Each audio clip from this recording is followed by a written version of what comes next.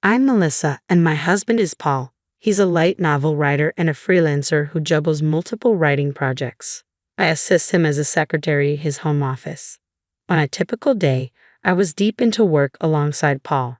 As the clock struck 3 p.m., I yearned for a brief break.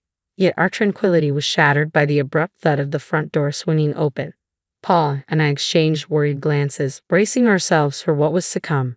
Party time. The living room door swung open with a bang, courtesy of Paul's older sister, Donna. Despite supposedly residing at her parents' house, she made a daily appearance at 3 p.m., indulging in tea and devouring all the snacks we had received as gifts before heading home. Once more, I found myself engrossed in work. Can't you see we're busy? Can't this wait?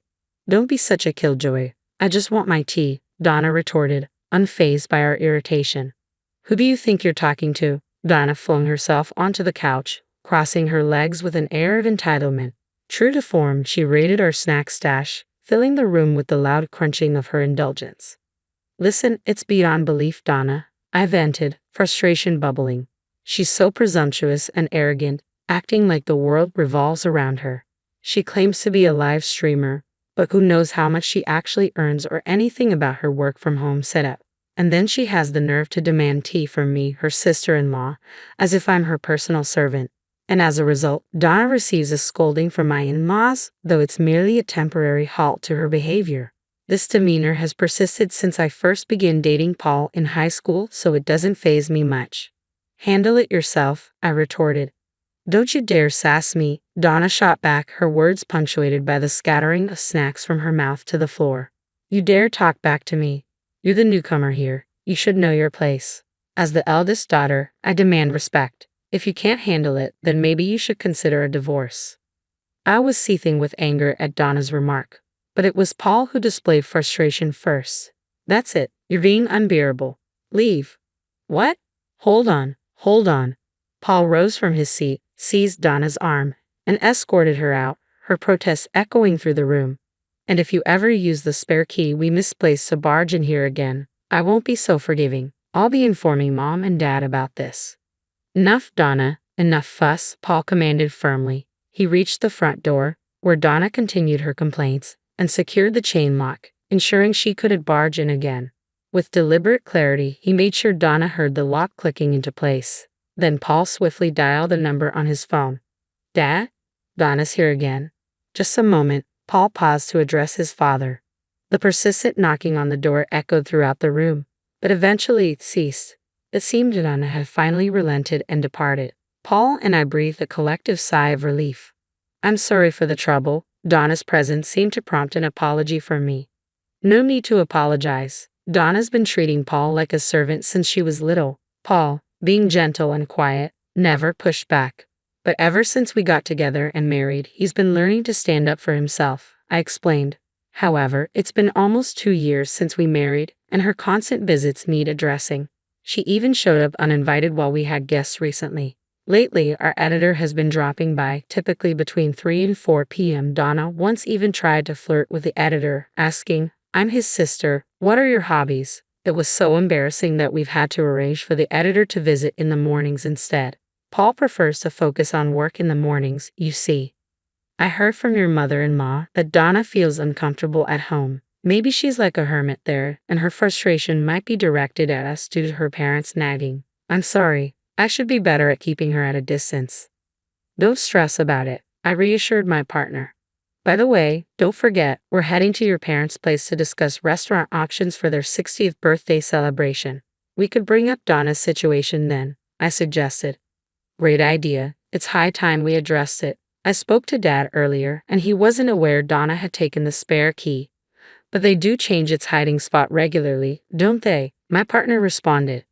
Yeah, Dad recently stashed it in his wallet, which caused a bit of a hiccup, I confirmed. What's the matter? I inquired. It appears that some money went missing along with the key, my partner responded solemnly. What? But she's denying it, so tensions are running high back at home. I expressed concern. I was hesitant to broach the topic given the circumstances, but I truly appreciate my in-laws, who have been kind to me since high school. I'm determined to properly celebrate their 60th birthdays, I affirmed. I want your parents to have a wonderful time. We'll address the issue when the moment is appropriate, I assured my partner. Agreed. Oh, speaking of which, what type of restaurant did you have in mind? I compiled a list of options. Want to review them? My partner suggested. Sure, let's take a look, I replied. I presented Paul with the details of the restaurants I had researched and narrowed down. Seeing how diligently Paul worked, I wanted to offer my support in this regard. For the celebration, I intended to let my in-laws choose from the shortlisted options. A week later, we buzzed the intercom at my in-laws' house, but there was no response. Strange. They should be home, I remarked. Their car's not here. Maybe they're out, Paul suggested. Probably shopping. Getting things ready for our visit, I added optimistically. Well, let's just go in and wait, Paul decided. Using the spare key, Paul unlocked the front door. As we stepped inside, hurried footsteps sounded from the second floor. Descending with a noisy clatter was Donna. Couldn't you have answered the intercom if you knew we were coming? I scolded. I'm busy, Donna snapped back. Hello, sister-in-law, Donna greeted me curtly, as usual. But her hurried descent hinted at another reason for her sudden appearance. Did you two prepare for Mom and Dad's 60th birthday celebration? Donna inquired. Yes, we did. Why do you ask? I responded. Where is it? Show me, Donna demanded. Ha! But you said you were coming, sis, I reminded her. I changed my mind. Just show it to me, Donna insisted. Here it is, Paul replied, revealing the setup. Originally, Donna had planned to skip the celebration altogether. Do we really need to celebrate that? She had remarked. But the true reason behind her reluctance was something unexpected from a daughter. Yet for some unknown reason, she decided to join. Oh, look at the esteemed writer, huh? You must be swimming in success. This fancy restaurant you've chosen, quite the high roller move, Donna remarked, eyeing the information she snatched from Paul with a snide chuckle. Why do you have to say things that irritate me? Paul snapped back. Why not? You must be raking it in, right? Though I'm making multiples of that, just so you know, she continued, her words always aimed at belittling Paul. If she truly earned multiples of his income, she'd easily clear 6 figures annually. However, there's no evidence to support this claim. Also, it was Melissa who selected the restaurant. Okay, can you please stop being so rude? Donna's intense stare made me uneasy. I instinctively retreated, asking, what's on your mind? But Donna proceeded to utter something utterly outrageous. Ah, there it is, Paul. You're finally witnessing this woman's true nature, aren't you? What? Oh, never mind. I'm excited for the celebration. Catch you later. Paul brushed off the comment. Donna then forcefully ushered both of us out the door. Strangely, she held onto the document, continuing her disruptive behavior yet again. Well, no big deal. We can print out the restaurant details whenever we need to, and then we can show my in-laws the photos to confirm, I reassured Paul. As it happened, our in-laws had completely forgotten about our visit that day and had gone to a Sunday farmers market instead. They apologized to us later for the mix-up. With the venue finalized and the reservation complete, we eagerly awaited the day of the 60th birthday celebration.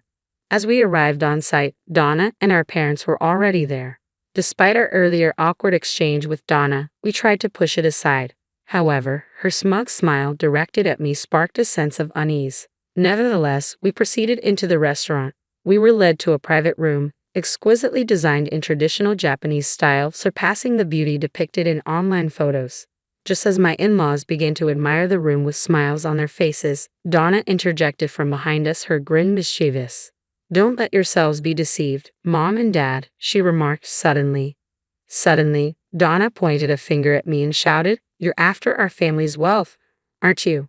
Her accusation startled not only me but also Paul, my father-in-law, and my mother-in-law, leaving us all in blank surprise. Wealth? What? I stammered, utterly confused by the sudden accusation. What nonsense. We're just an ordinary middle-class family, Paul angrily interjected, but Donna's theatrics were far from over. As the eldest daughter, I'm set to inherit this house. You're planning to target my parents too, aren't you? I won't be fooled, Donna continued, her tone accusatory. I really don't understand what you're talking about. Why would you think I'd do such a thing? I attempted to reason, but Donna seemed unwilling to engage in dialogue. I've seen right through you from the start. You're a dangerous woman. Getting close to Paul, and now this, Donna accused. That's absurd. Paul and I have been together since high school. If wealth was my goal, I would have chosen differently, I defended, incredulous. Donna merely snickered at Paul's disbelief and continued her tirade. A woman not after money would have picked a more modest restaurant. But look at this lineup. All expensive places, she boasted. Donna thrust some documents she had taken from Paul a few days ago into our hands. What's the point? I asked. Don't you see? This woman believes she can manipulate your wealth however she pleases. Simple-minded men, Donna jeered, bursting into laughter, oblivious to our growing realization of the situation's hopelessness. I won't hand over the family's wealth. Paul, do you see now? This woman's true colors, Donna declared, urging Paul to understand. Having her as family is a nuisance. You two should divorce. Paul, this is an order from your elder sister for the peace and security of our home. You need to divorce her and leave. Stay away from my parents, Donna yelled, advancing towards me aggressively. That's when Paul intervened, stepping between Donna and me. What on earth are you saying? Apologize to Melissa right now.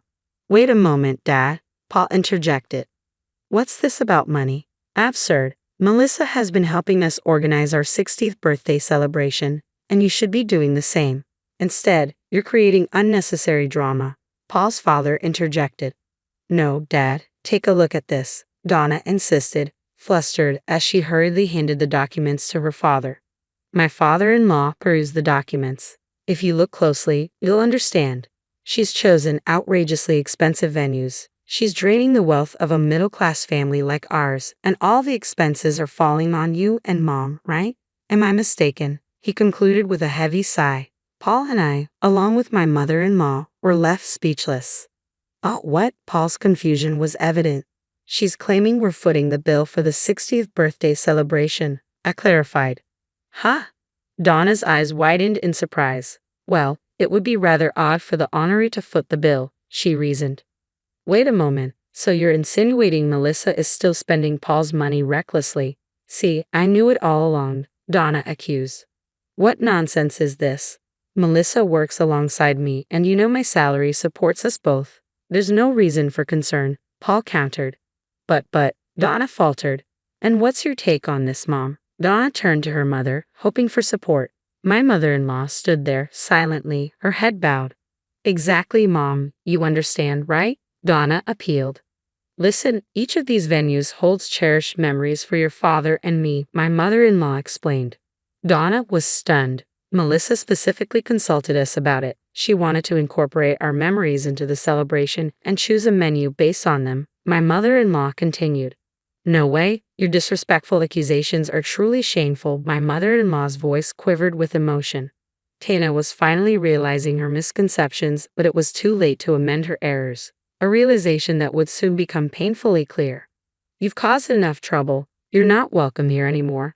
Go home, Paul's father declared.